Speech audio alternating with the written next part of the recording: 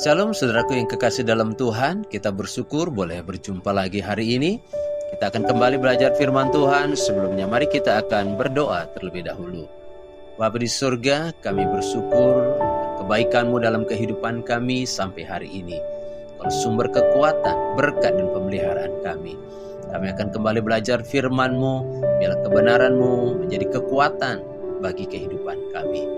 Roh Kudus, bimbing kami untuk kami mengerti setiap kehendak-Mu. Di dalam nama Tuhan Yesus kami berdoa, haleluya, amin.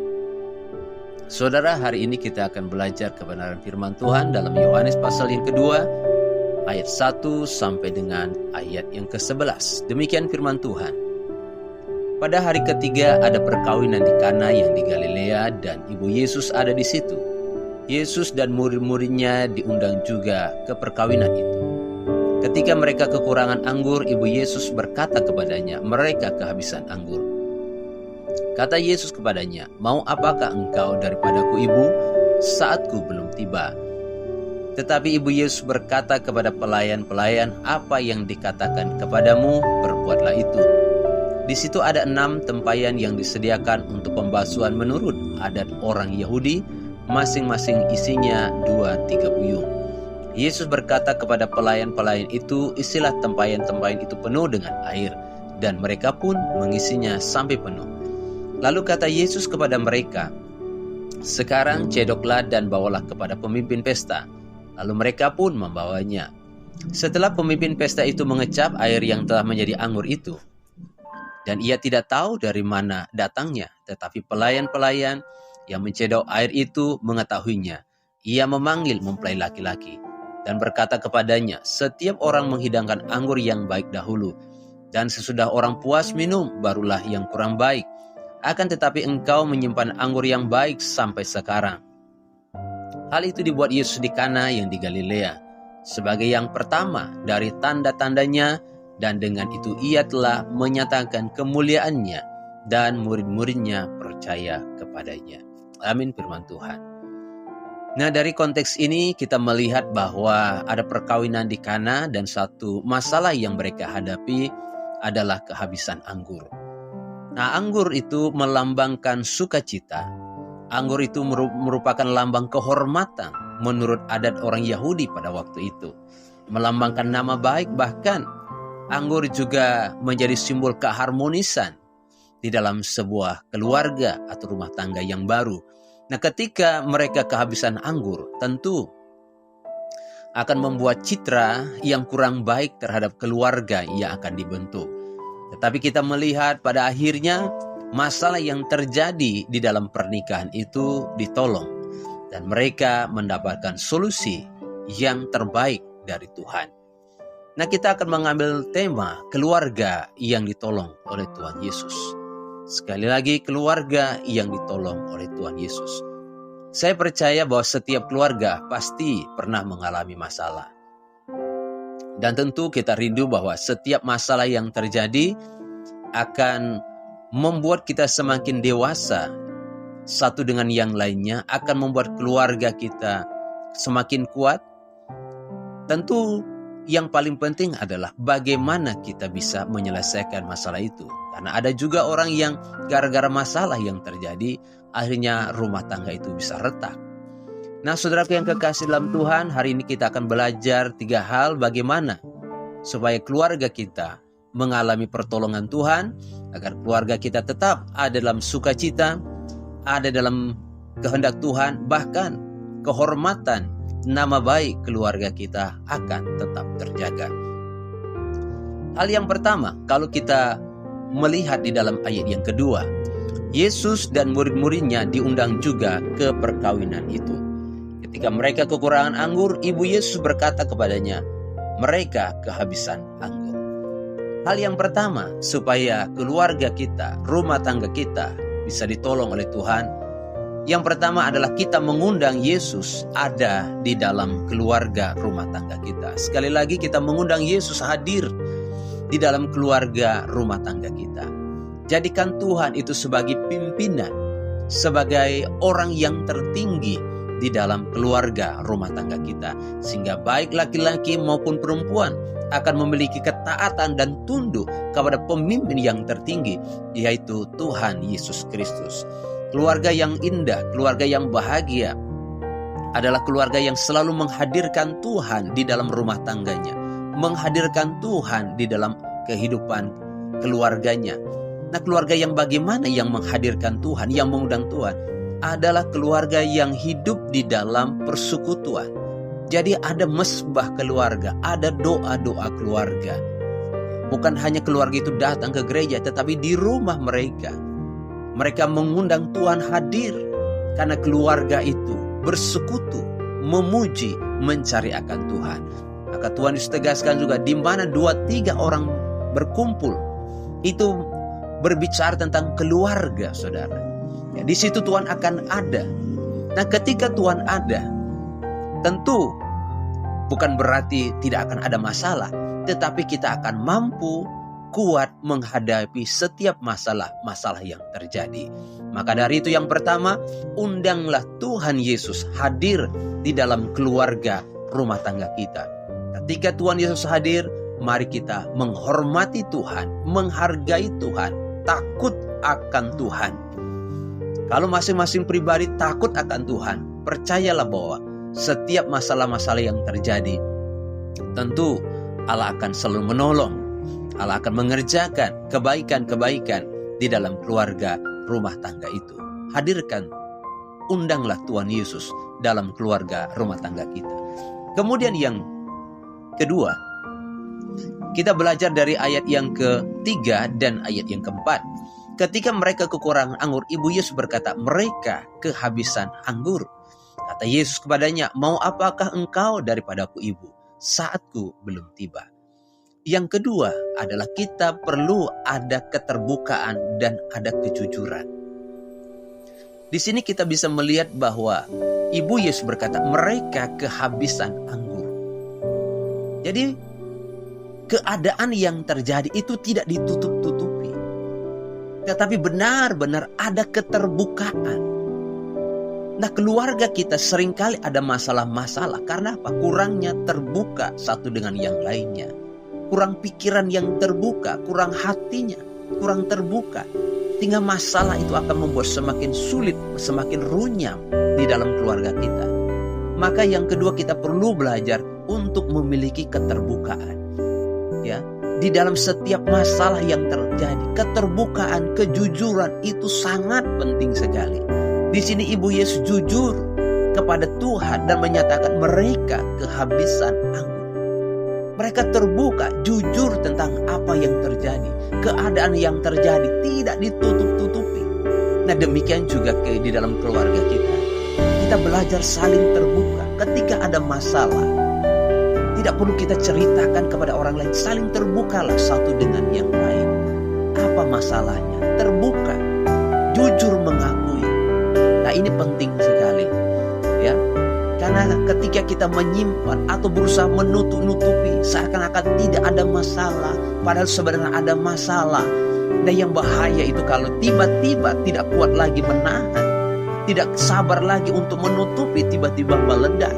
Tentu masalah itu akan mengganggu, merusak kehormatan keluarga kita. Jadi belajar terbuka dari perkara-perkara yang kecil. Masalah apapun, belajar terbuka, suami istri, orang tua dengan anak-anak, anak-anak dengan orang tua, belajar terbuka.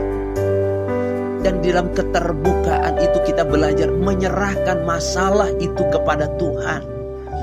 Ya, menyerahkan, membawa masalah itu kepada Tuhan. Ayat yang keempat berkata, kata Yesus kepadanya, mau apakah engkau daripadaku, Ibu? Saatku belum tiba.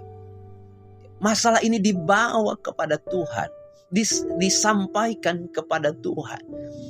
Ya, bukan hanya disimpan, bukan hanya sekedar diungkapkan saja, tetapi mereka membawa masalah itu kepada Tuhan. Nah, ini pelajaran yang sangat berharga dalam keluarga kita. Belajar terbuka dalam perkara-perkara yang kecil, masalah-masalah yang mungkin yang sepele. Kita belajar terbuka, tidak perlu menutup-nutupi sesuatu. Ya, kita belajar terbuka. Dan di dalam setiap masalah itu hal yang paling penting adalah bawa itu kepada Tuhan. Jangan pernah curhat kepada orang-orang yang tidak jelas. Jangan pernah membicarakan masalah keluarga kita kepada orang-orang yang tidak jelas. Itu kadang-kala bisa saja membuat runyam masalah. Ya, belajar terbuka satu dengan yang lainnya di dalam rumah tangga. Kalau ada masalah yang bisa diselesaikan, selesaikan. Sekecil apapun atau besar masalahnya, yang paling penting adalah bawa kepada Tuhan. Pernyataan Tuhan Yesus, mau apakah daripadaku ibu? Nah, ini kita belajar pernyataan ini bahwa kita harus belajar menunggu waktunya Tuhan. Sabar menunggu. Di dalam menghadapi masalah tidak boleh tergesa-gesa mengambil tindakan, mengambil keputusan. Karena ketika masalah yang terjadi membuat kita bisa emosi. Kalau kita tidak belajar sabar. Menunggu waktu yang tepat untuk berbicara. Menunggu waktu yang tepat kadang-kala untuk bertindak. Kalau kita bertindak, berbicara ketika masih emosi, kadang-kala bisa saja keluar perkataan-perkataan yang suatu saat akan disesali. Mau apakah engkau daripadaku ibu? Ini saya akan memberikan pernyataan bahwa belajarlah bersabar sedikit. Ya, belajar bersabar. Ada waktunya untuk berbicara. Ada waktunya untuk bertindak. Demikian juga pernyataan Tuhan. Ada waktunya Tuhan Yesus akan bertindak. Ada waktunya Tuhan akan menolong. Tetapi kita akan ambil pelajaran. Kita belajar bersabar. Ketika ada masalah, diamlah, sabarlah. Ketika semuanya sudah agak reda, barulah bertindak, barulah berbicara. Terbukalah. Pasti ya, akan ada solusi. Karena kita mau menyelamatkan keluarga kita. Kita mau ada sukacita di dalam keluarga kita. Demi kehormatan, martabat keluarga kita. Ya, kita belajar bertindak dengan hati-hati. Belajar bertindak dengan bijaksana. Keterbukaan harus ada. Dan jangan pernah mengambil tindakan, ambil keputusan yang didasari dengan emosi. Belajar bersabar. Ya. Bahkan di dalam keluarga pun ketika mengharapkan sesuatu, menginginkan sesuatu, belajar menunggu waktunya Tuhan. Kemudian yang ketiga, bagaimana supaya kita bisa mendapatkan pertolongan Tuhan. Kita akan belajar yang ketiga dikatakan di dalam ayat yang ke-7 dikatakan. Yesus berkata kepada pelayan-pelayan itu, isilah tempayan-tempayan itu penuh dengan air. Dan mereka pun mengisinya sampai penuh. Lalu kata Yesus kepada mereka, sekarang cedoklah dan bawalah kepada pemimpin pesta. Yang ketiga di sini kita bisa belajar, mari kita belajar hidup sesuai dengan perkataan Yesus. Artinya kita harus belajar hidup sesuai dengan firman Tuhan. Ya. Seringkali masalah terjadi itu kan karena pelanggaran terhadap firman Tuhan. Ketidaktaatan kepada firman Tuhan. Di dalam firman Tuhan ada banyak hal-hal yang bisa kita dapatkan, bagaimana hidup sebagai suami, bagaimana hidup sebagai istri, bagaimana hidup sebagai seorang anak. Akan aman, damai, tenang keluarga itu kalau masing-masing hidup sesuai dengan firman Tuhan.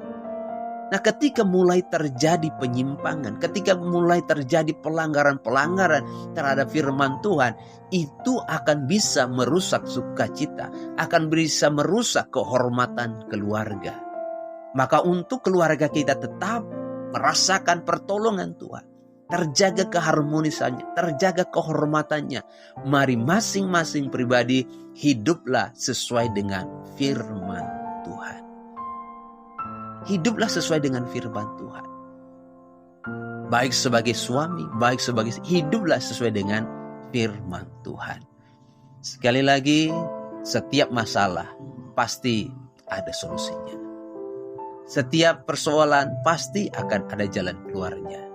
Nah, biarlah kita tetap kuat, mampu terus untuk menjaga keharmonisan, kehormatan keluarga kita, supaya melalui keluarga kita nama Tuhan dimuliakan. Dan melalui keluarga kita pun dipakai oleh Tuhan menjadi berkat bagi orang lain.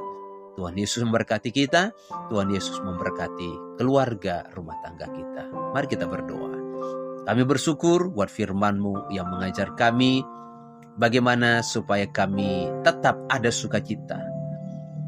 Kehormatan keluarga kami tetap terjaga. Dan kami percaya bahwa keluarga kami dibentuk oleh Tuhan adalah milik Tuhan. Tidak akan lepas dari masalah dan persoalan. Tetapi kami sudah belajar dari firman-Mu bahwa setiap masalah pasti Tuhan Yesus sanggup menolongnya. Ajar kami selalu mengundang Tuhan, melibatkan Tuhan di dalam keluarga rumah tangga kami. Ajar kami saling terbuka satu dengan yang lainnya, membawa segala perkara itu kepada Tuhan dan belajar bersabar, menantikan waktu Tuhan ketika kami merindukan sesuatu. Ajar kami selalu taat kepada firman, mengikuti perintah-perintah Tuhan, ketetapan-ketetapan Tuhan melalui firman-Mu, supaya masing-masing kami bisa menjaga sikap, perilaku kami di tengah-tengah masyarakat, terlebih lagi di dalam keluarga. Berkati setiap keluarga yang ada Tuhan. Pulihkan setiap keluarga. Biarlah damai Tuhan, sukacita surgawi selalu ada dalam setiap keluarga yang boleh mendengarkan firman-Mu. Segala puji hormat hanya bagi Tuhan. Dalam nama Tuhan Yesus kami berdoa bersyukur. Haleluya. Amin.